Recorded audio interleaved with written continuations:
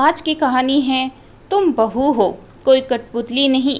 देखो बेटा, यहाँ की आदतें और बातें यहीं छोड़ जाना, वो ससुराल है।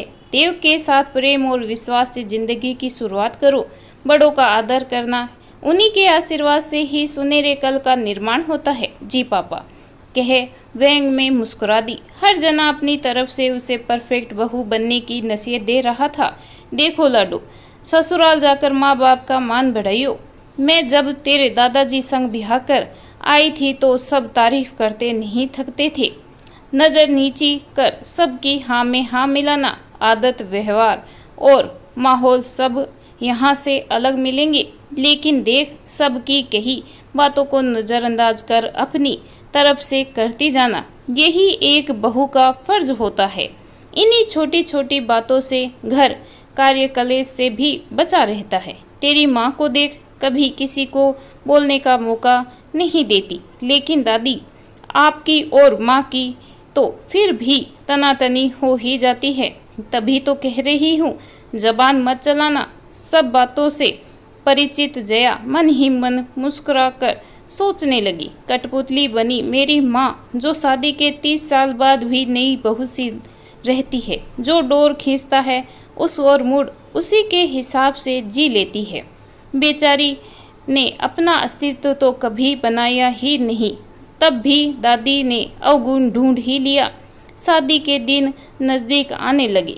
भुआ दादी और जया ने सारी शॉपिंग की। माँ का तो कभी कोई अधिकार रहा ही नहीं। शायद पापा को घर में एक काम वाली की ज़रूरत थी, इसीलिए माँ को ले आए थे। जया का दिल माँ के लिए बहुत दुखी होता था, लेकिन वो हर बार माँ के लिए कहने पर चुप हो जाती। दुबली पतली सुरीली आवाज़ की धनी जया का व्यक्तित्व बहुत ही आकर्षण था। जो एक बार देख लेता तारीफ किए बिना रह नहीं पाता। एमकॉम MBA करने के बाद अच्छी कंपनी में नौकरी लग गई थी, लेकिन पापा की जिद थी, यहाँ से विदाई के बाद तेरे ससुराल वाले जो चाहे करना, अभी मैं कहीं बाहर नहीं भेजूंगा। ससुराल वालों की पहली शर्त यही थी, लड़की नौकरी नहीं करेगी। सारे अरमान काफूर हो चुके थे। समझ रही थी, जो लोग पहले ही इतनी शर्तों पर नई जिंदगी की शुरुआत करना चाहते हैं, उसे घर में उसकी स्थिति भी महज एक कठपुतली जितनी बनकर रह जाएगी। घर से विदा होकर जाने का उसे तनिक भी दुख नहीं था। दुख था तो माँ को उसे अकेला छोड़कर जाने का। आज 27 साल का साथ जीवन भर के लिए छूट जाएगा। माँ तो उसके बिन अधूरी हो जाएगी। बेचारी कभी अपने लिए जी ही नहीं पाई। पापा ने माँ की कभी कदर नहीं की, वरना तो वो गुणों की खान थी। जब शादी हुई, BA करके आई थी, 10वीं 12वीं में स्कूल टॉपर रही। अचानक नाना जी बीमार हो गए तो आनन फानन में माँ का रिश्ता हो गया। नाना जी का जाना और नानी का पापा पर आश्रित हो जाना माँ को और दबाता चला गया। ऐसा नहीं था पापा माँ से स्नेह नहीं रखते थे, स्नेह भी बहुत था, लेकिन तब तक जब तक वो उनकी हाँ में हाँ मिलाती रहती। जब कभी मन की रखनी चाहिए, माँ को औकात याद दिला दी जाती। कभी हम बच्चे चिढ़ जाते तो माँ समझाती, बेटा पापा है तुम्हारे, जब तुम्हारे लिए आगे से आगे करते हैं, नानी को मान देते हैं, तो कहीं तो मुझे भी उन्हें समझना होगा। हर बार टूटी और फिर जुड़ी मेरी माँ ने जीवन के इतने साल शायद इसी उम्मीद में बिताए होंगे कि कभी तो घर वाले उसकी कीमत समझेंगे। वो कभी ये समझ ही नहीं पाई। जो अपनी कीमत नहीं समझ पाया, दूसरे उसे क्यों समझेंगे। दादी और भुआ का शासन हमेशा बरकरार रहा और माँ जीवन भर नई बहू बनी रही, जिसे बस सबको खुश रख हिदायतों पर जीना है। उसकी खुशी, इच्छा और अरमानों का कोई मोल नहीं। अब तो आधी उम्र बीत चुकी है। माँ ने पूरे जीवन में बस एक बार विरोध किया था, जब भुआ ने जया को थप्पड़ जड़ दिया था, लेकिन उसकी सजा ये मिली कि लंबे समय तक पापा ने उनसे बोलना बंद कर दिया था। परिणाम भी बुरा निकला था। भुआ अंदर ही अंदर समझ चुकी थी कि दुशासन उसकी जड़ें हिला सकता है, क्योंकि पापा की जान भी अपने बच्चों में बसती थी। शादी की तैयारियां हो चुकी थी। विवाह के दिन जया ने माँ की नई साड़ी देते हुए कहा, माँ, आज आप यही साड़ी पहनेंगी और बिल्कुल वैसी ही तैयार होंगी जैसी हमारे बचपन में रह करती थी। गहने गांठों में लदी माँ जब तैयार होकर आई तो किसी की नज़र उस पर से हटने का नाम ही नहीं ले रही थी और अंत में वही भावुक क्षण, विदाई। तमाम नसीहतों से गुजर दूर खड़ी माँ को देखते ही बिलख पड़ी। उसकी बचपन की सहेली, सुख दुख की साथी, दो जिस्म लेकिन एक जान। आज पहली बार माँ ने कुछ कहा होगा, जया, तन मन धन से अपनों के लिए जीना, वहाँ तक सबको समझना जहाँ तक कोई तुम्हें समझ रहा है। कुछ बातें नज़रअंदाज भी कर देनी चाहिए, लेकिन बेटा, मुझे जैसा जीवन कभी मत बिताना। कभी अपनी खुशियों की डोर किसी दूसरे के हाथ में मत देना, क्योंकि कठपुतली नचाने वाले के हिसाब से नाचती चली जाती है, लेकिन डोर छूटी और वजूद खत्म। माँ की बात अंदर तक घर कर गई थी। आज पहली बार दफ़ा बुआ और दादी से मन ही मन नफरत हो रही थी। ससुराल में उसका भव्य स्वागत किया गया। अगले दिन पार्टी रखी गई थी।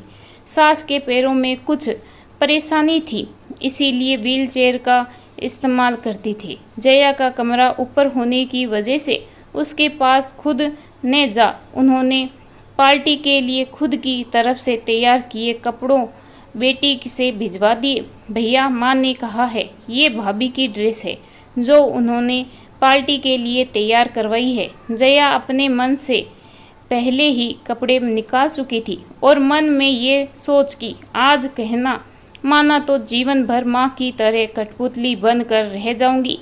माँ के भेजे कपड़े पहनने से मना कर दिया। उसने देखा देव ने इस बात का कोई विशेष तुल नहीं दिया। शाम को भी सब सामान्य रहा। उल्टा किसी के पूछने पर सास ने सहजता से कहा, आजकल मैचिंग का फैशन है, देखो ना, एक से कपड़ों में दोनों कितने अच्छे लग रहे हैं। अब आए दिन कुछ ऐसा होता कि अपनी माँ के बुरे वक्त को याद कर जया हर चीज़ का विरोध कर देती। वो अपनी तरफ से समझ चुकी थी कि चाहे व्हीलचेयर पर बैठी हो सास, अपना अधिकार और रोब नहीं छोड़ती, लेकिन साथ ही ये भी देख रही थी कि यहाँ किसी बात को तुल देकर या बतंगड़ बनाकर उसे कभी सुनाया भी नहीं जाता। एक दिन पता चला दादी फूफा जी की बाहर बदली होने के कारण बुआ के साथ रहने चली गई है। माँ बिल्कुल अकेली हो गई होगी, सोचकर उसका गला भर आता। पापा बहुत रोबीले थे, लेकिन बच्चों के मामले में जब भी बात करते गला भर आता। आज सुबह से जया का मन बहुत उदास सा था। सुनिए देव, मुझे माँ की बहुत याद आ रही है। आप कहे तो मैं कल, जया तुम जानती हो ना, 3 दिन बाद माँ ने पूजा रखवाई है। फिर भी उनसे पूछ कर देख लो। उनसे पूछकर? शादी तो मैंने आपसे की है। मेरे किसी भी मामले में निर्णय तो आप ही लेंगे। जया, मैंने शादी उनके कहने पर की है। बेटा हूँ मैं उनका। क्या शादी के बाद मेरा उनसे रिश्ता बदल गया? मैं उनसे बड़ा हो गया। तुम्हें जाने के लिए उन्हीं से पूछना होगा। बुदबुदाती हुई जया वहाँ से चल दी। जब सब खाने के लिए बैठे तो बोली, माँ मेरा घर जाने का बहुत मन हो रहा है। रह रह कर माँ याद आ रही है। पता नहीं क्यों दिल कुछ बेचैन सा है। सास ने एक बार में जाने के लिए हामी भर दी, लेकिन देव से रहा नहीं गया। माँ तुम्हारी पूजा। बेटा, जब उसका मन इतना विचलित है तो पूजा करनी व्यर्थ है। जब मन शांत होगा तभी पूजा का परिणाम भी मिलेगा। एक बार उसे मिलकर आने दो। पूजा कुछ दिन बाद रख लेंगे। जया अगले दिन रवाना होली। जो कुछ हो रहा था उसकी समझ के परे था। घर जाकर देखा तो वहाँ ताला लगा था। पता चला पापा को अटैक आया है और माँ अस्पताल है। जया तुरंत अस्पताल पहुँची और देव को फ़ोन किया। फ़ोन सास ने उठाया। वो बेचैन थी, ये सोचकर कि सास देव को कहेगी भी या नहीं। पापा की हालत नाजुक थी। शाम को आने वाली ट्रेन आ चुकी थी। देव नहीं पहुँचे तो वो निराश हो गई। गुस्सा, नफरत क्या नहीं था सास के लिए। रात को दोनों माँ बेटी बाहर घूम रहे थे तो देखा देव आ रहे हैं।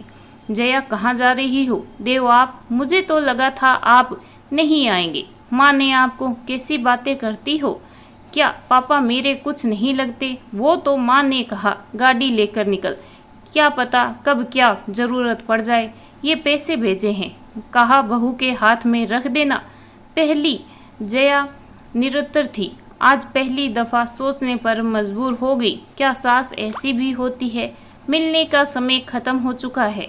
माँ बाहर चलकर बैठते हैं। पापा की हालत गंभीर है, ये बात माँ से छिपी थी। 2 दिन कहाँ बीत गए पता ही नहीं चला। वो माँ जिसे जीवन भर पापा ने अपने शासन तले रखा, उसे देखकर लग रहा था जैसे प्रभु से याचिका कर रही हो।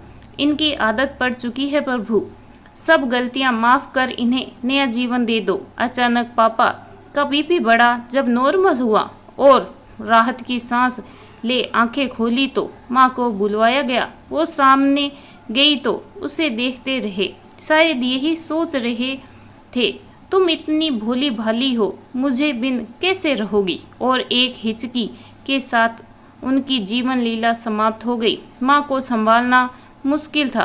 दादी ने 3 दिन में ही वापस बेटी के साथ जाने का ऐलान कर दिया। 12 दिन देव एक बेटे की तरह लगे, सब संभालते रहे।